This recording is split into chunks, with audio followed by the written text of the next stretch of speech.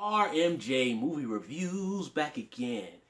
Man, y'all, this is crazy, man. Charlie Murphy is dead, man. What is going on? What is going on? Oh, man. All I can say is, I go way back with Charlie Murphy. I back when I remember seeing Charlie Murphy in Harlem Nights, although it was very briefly on the fight between Eddie Murphy and Della Reese. You know, come on, and then where she uppercuts Eddie Murphy and he goes flies back like that, and you see that little insert. You guys look it up on YouTube. You'll see Charlie Murphy in there. But of course, Charlie Murphy's biggest role around that time in the early '90s was CB4. He played Gusto, who was going after Chris Rock in that movie. And I still remember at the time, me and my cousins went to go see CB4 and that came out. And I remember we were in the movie, we were like, that looked like Eddie Murphy. Like, he looks like an evil version, the evil Superman 3 version of Eddie Murphy. And you look at the credits, it's like, Charlie, oh, that's Eddie Murphy's brother. That was my beginnings of Charlie Murphy. And then, of course, you know, what catapulted Charlie Murphy was the Chappelle, Rick James, Prince skits, which are absolutely hysterical. Digressing for a short minute, when I lived in Dayton, Ohio, I worked at a movie theater, and Dave Chappelle, who lives in the area, used to come in all the time, him and his wife and his kids. And Dave Chappelle is very down to earth. He's very down to earth. If you talk to him like a regular person, he will chat with you. If you did freak out stuff, which I did see one girl grab him in the lobby, no boundaries, he won't talk to you. But if you talk to Dave Chappelle normal, he'll chat with you. He only blew me off one time, and that was when he came in like chewed because I could smell the marijuana coming into the box office. And I mentioned some of his old stand-ups from Def Comedy Jam back in the day, to which Dave stared at me and walked off without saying a word.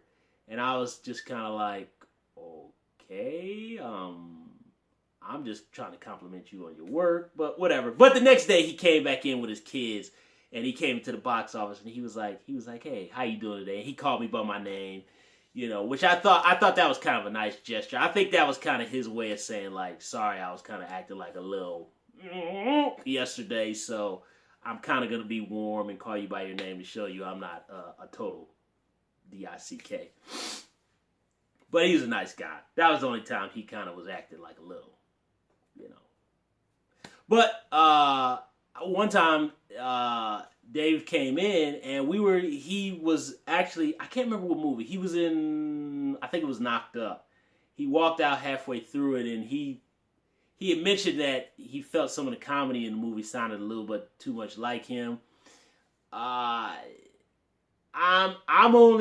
This is my interpretation. My interpretation was that he was kind of alluding that maybe they were biting his stuff a little bit. Now, that's my interpretation of it. He didn't say that. That's my interpretation of it. But either way, and then I'd asked him, did he see Norbit yet later on? And he told me that he hadn't seen it, but Chappelle had told me that he was like, yeah, man, but you know, Eddie wanted me to do it.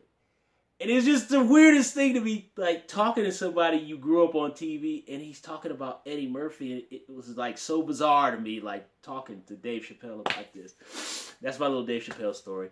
But back to Charlie Murphy.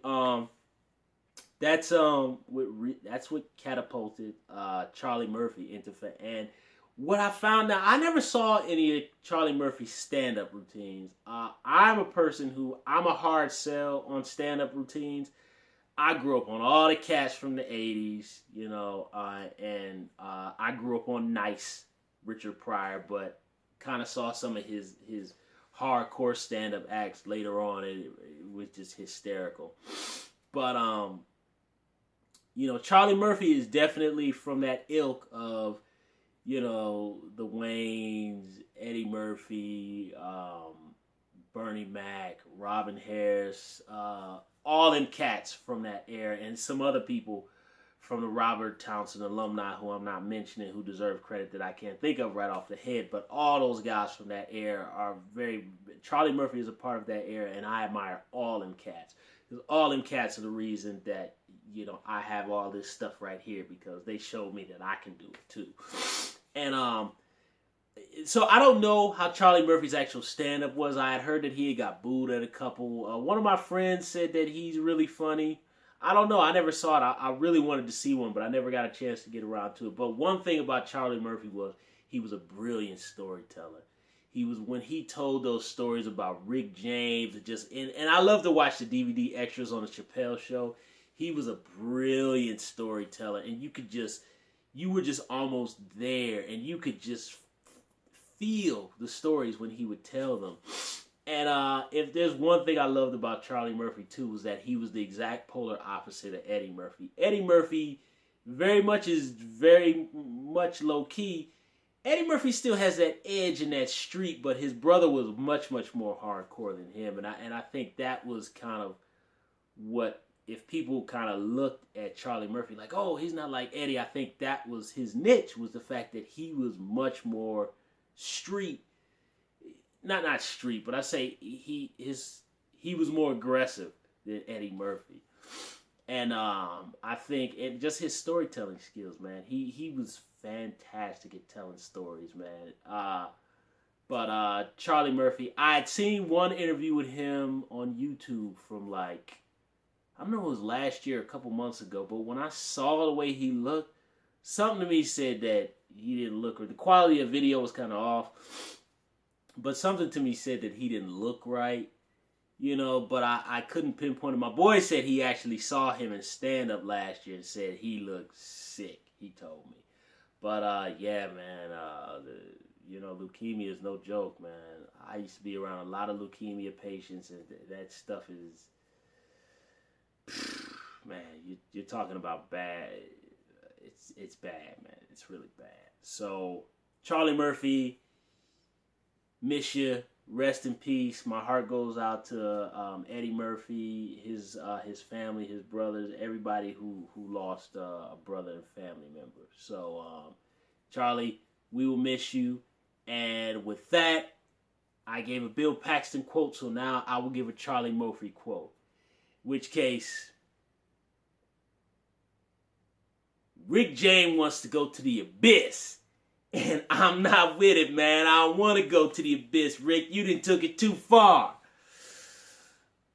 Rest in peace, Charlie Murphy. We'll miss you.